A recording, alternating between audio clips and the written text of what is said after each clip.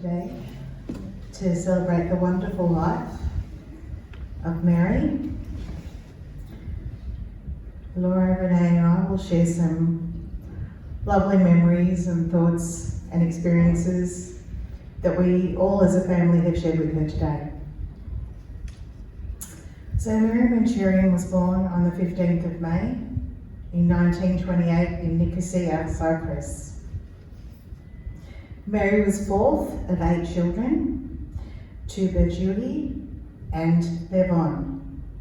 First Kay, Theo, Virginia, then Mary, Arthur, Dickram, Simon and Emma.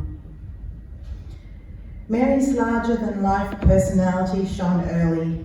She was an active child who loved to play basketball, ride bikes and climb trees. Though she valued education and was very proud of Virginia's educational success, high school was not for her. She completed 2 years at the college. She told us that one day, at the tender age of 14, she threw her books away and got a job. She passed herself off as a 17-year-old, got fake ID, got a job at Cyprus Airways as a switchboard operator. She used to tell this story with great pride and really enjoyed being treated more like an adult than a child. Multilingual, she performed her job well, speaking English, Greek, Turkish, French, and Armenian. Now she was earning money. She could contribute to the family and enjoy the independence it afforded her. It was during this time that she met the love of her life, Dino. She met Dino at the BOAC Cyprus Airways. She was on the switch and he was ground staff. They fell madly in love. And like all love stories, there were challenges. He was a very handsome young Greek man from a wealthy Greek family. Mary, on the other hand, came from a respectable yet modest Armenian family. But her extraordinary beauty and passionate spirit had captured Dino's heart.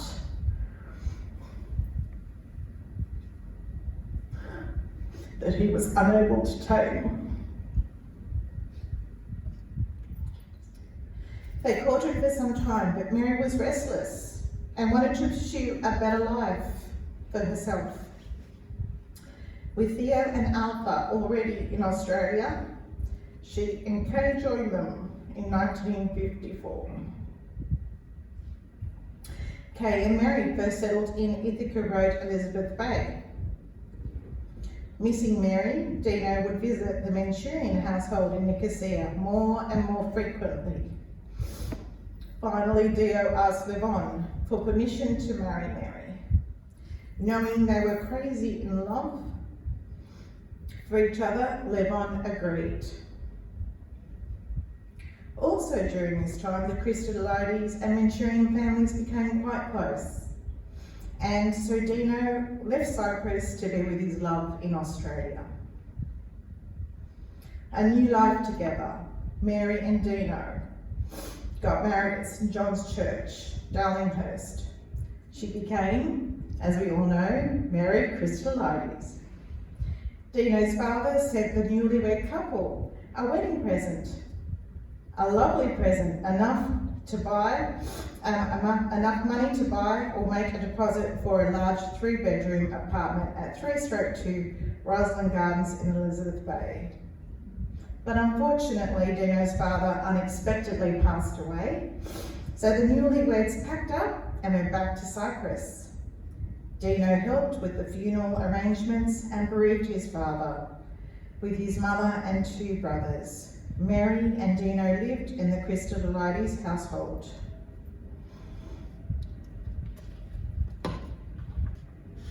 Mary was a big help to the family as they grieved.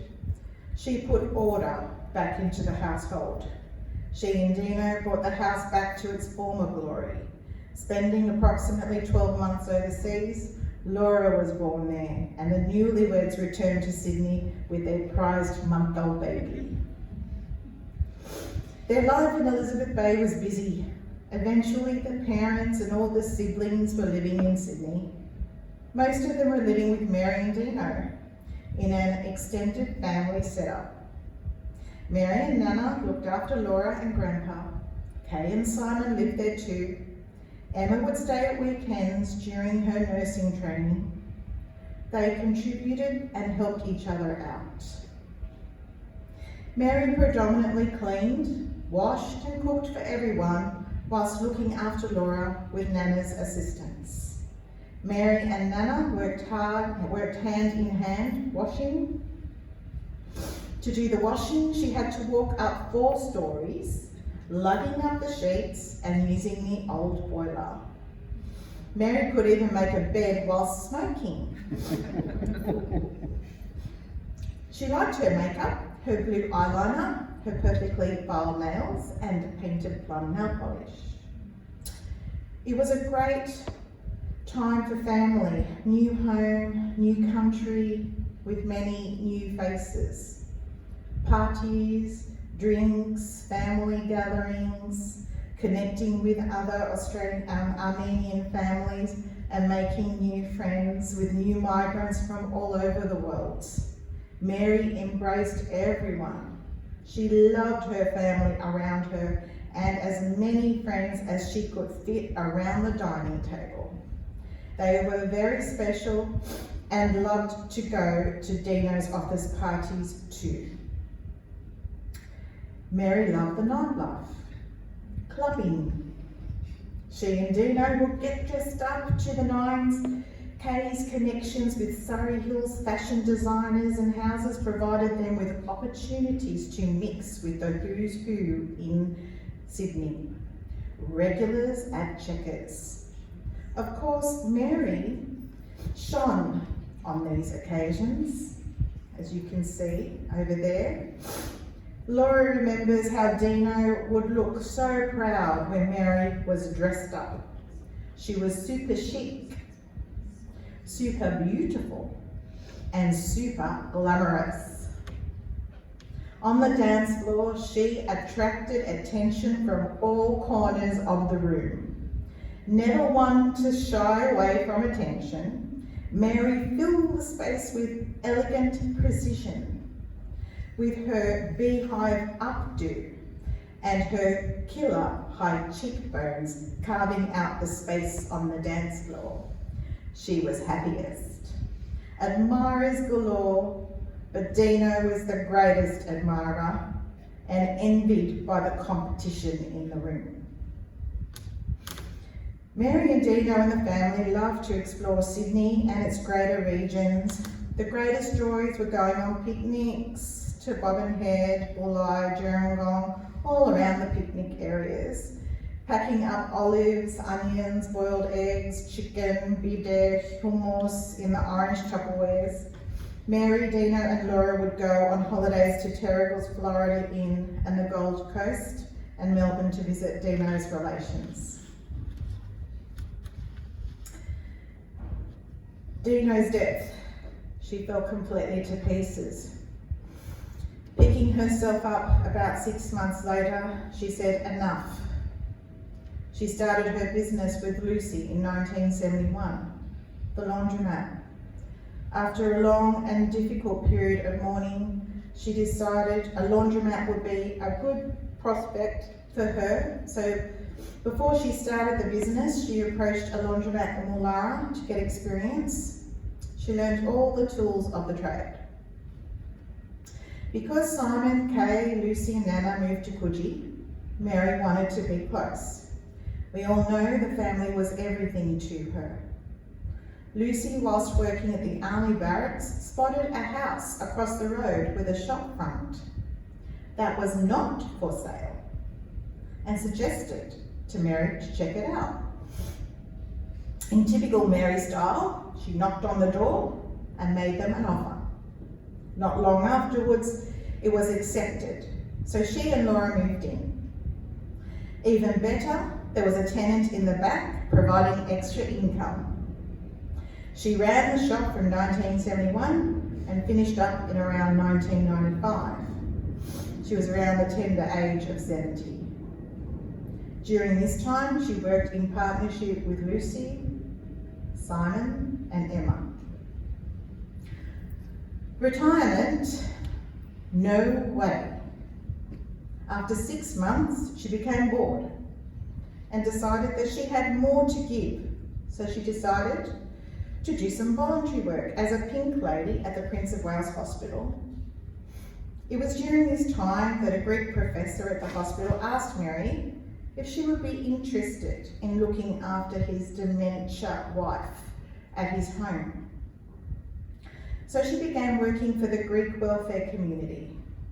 She would proudly say to us that she loved looking after old people, and then, as an aside, laughing because she was older than most of them.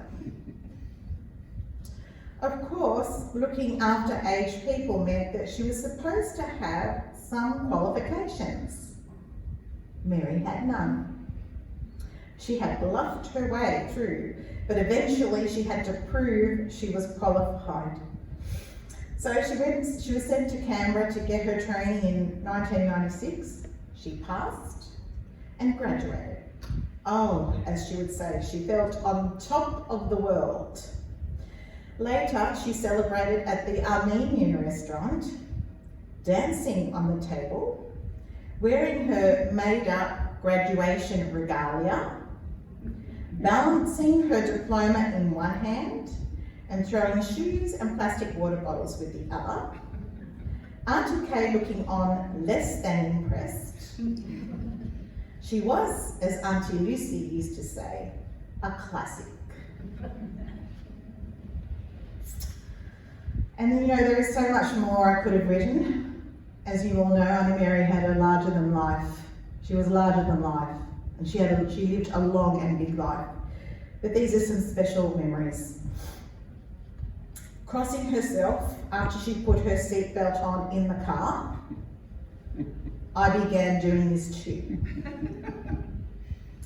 Our heart-to-heart conversations, driving Carl to and from work in Summerhill all hours of the day and night, running up the side of the house between loads of washing in the shop so she could make her beef and beans for dinner.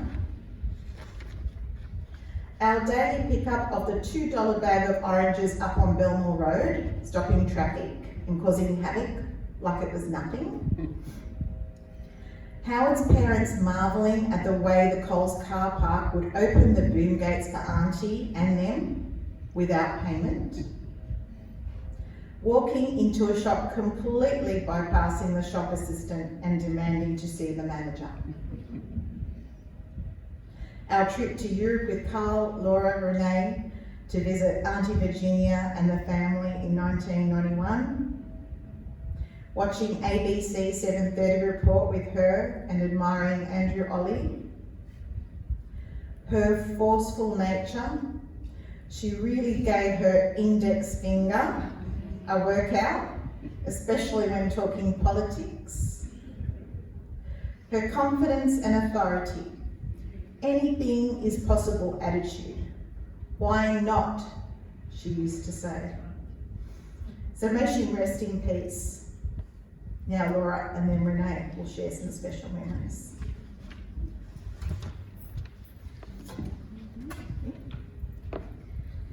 I didn't bring my glasses, funnily enough.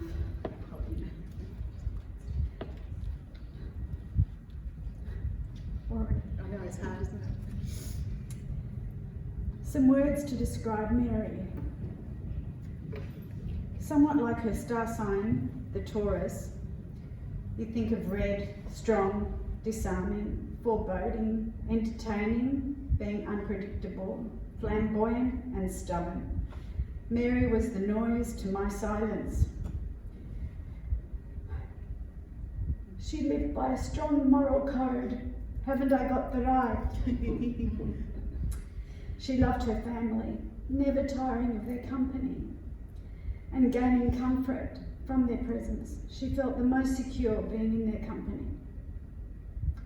After Dad died in 1971, she sought the advice on her future from Theo, who represented the business prowess of the family at the time. "What will I do with my time now?" she said to Theo.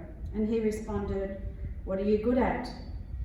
And she said, "Washing and cleaning."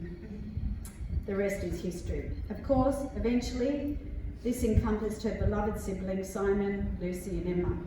This is not the sum total of my mother's life, but it did enable her to live life comfortably and with great purpose. Very good.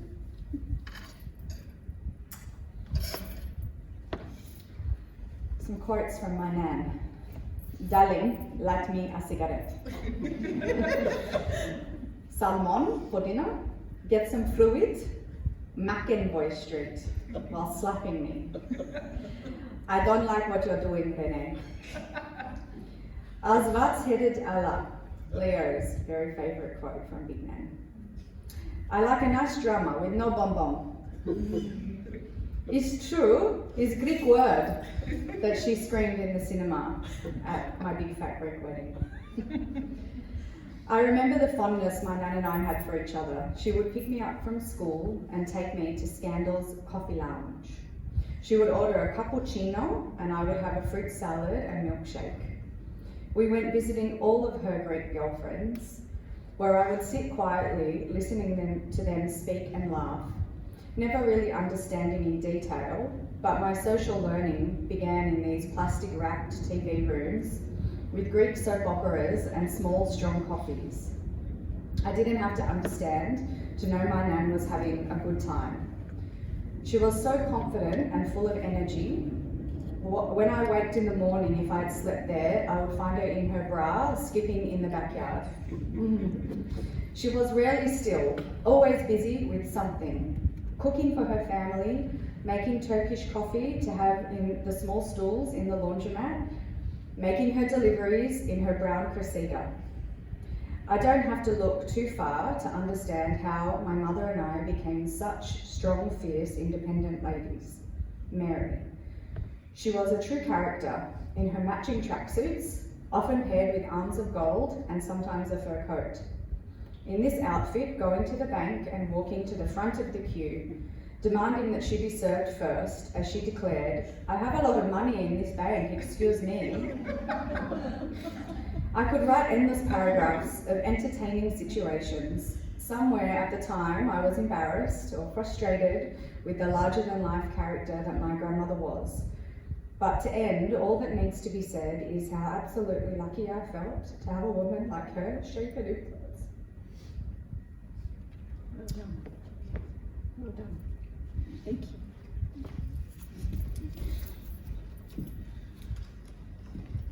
And that concludes our celebration right now. But if you'd like to spend some time just sitting and talking, chatting amongst yourselves, I think we might have some music playing shortly. Okay. Thank you. Laura, did I remember?